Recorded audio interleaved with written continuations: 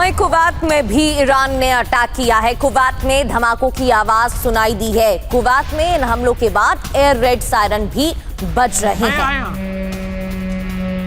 तो अमेरिका की तरफ से कहा गया है अपाचे हेलीकॉप्टर को डाउन करने के बाद ही जवाबी कार्रवाई की गई है और ईरान में हमले किए गए हैं। अब ईरान की तरफ से भी हमले देखने को मिल रहे हैं। कुवैत में अटैक किया गया है। बहरीन में भी हमले की खबर सामने आई है।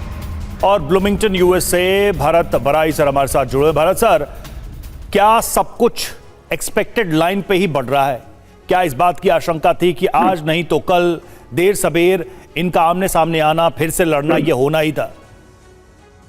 देखो, सेंटकॉम सेंट्रल कमांड ने UEM जयपुर एक आदर्श लक्ष्य है। भावी छात्रों के लिए अच्छी नौकरी, भविष्य के लिए तैयार कौशल के साथ अच्छी शिक्षा इश्यू किया है कि हमने प्रोपोर्शनेट काउंटर अटैक किया है। तो मेरा ख्याल है कि 1-2 दिन से ज़्यादा ये अटैक नहीं चलेगा। दोनों साइड को बड़ा लंबा युद्ध नहीं करना है। लेकिन मैं एक चीज़ आपको बताऊं, बयानबाजी में तो ईरान सबसे आगे है, सबको वो जीत गया है। अच्छा, 2 दिन पहले उन्हें बोला कि हमने इजराइल पर अटैक किया, बड़ा न्यूज़ हेडलाइन हो जाता है। कितनी मिसाइल चलाई थी? 11। जब जून में अटैक किया था इजराइल पर, तब ईरान ने बोला था हमने 300 मिसाइल छोड़ी थी। उसके पास क्या मिसाइल कम हो गई है?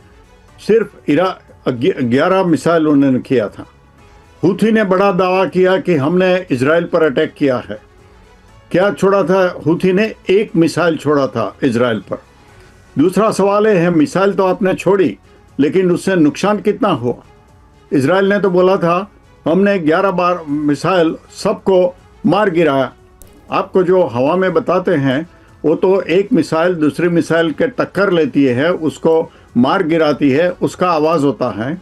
वो जो ज़मीन पर काफ़ी नुकसान होता है कभी कभी, वो मिसाइल के जो टूटे होते हैं पीसेस, वो जब ज़मीन पर आते हैं उससे नुकसान होता है, नहीं कि मिसाइल गई।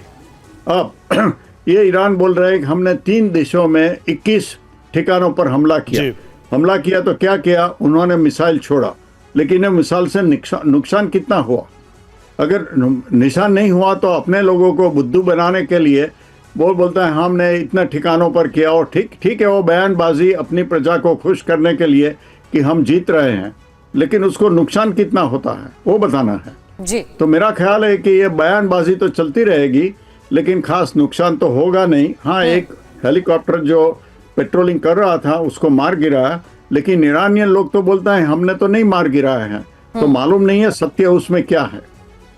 तो मेरा ख्याल है 1-2 दिन से ज्यादा ये नहीं चलेगा अटैक काउंटर अटैक। ठीक है सर, आपको लग रहा है कि 2-3 दिन से ज्यादा ये जंग नहीं खिंचने वाली है। आपका एक बार फिर से रुख करेंगे और टीवी स्क्रीन पर आपको मनीष झा भी दिखाई दे रहा है, हमारे सहयोगी हमें ज्वाइन कर चुके हैं, उनका रुख करें। उससे पहले एक और बड़ी खबर,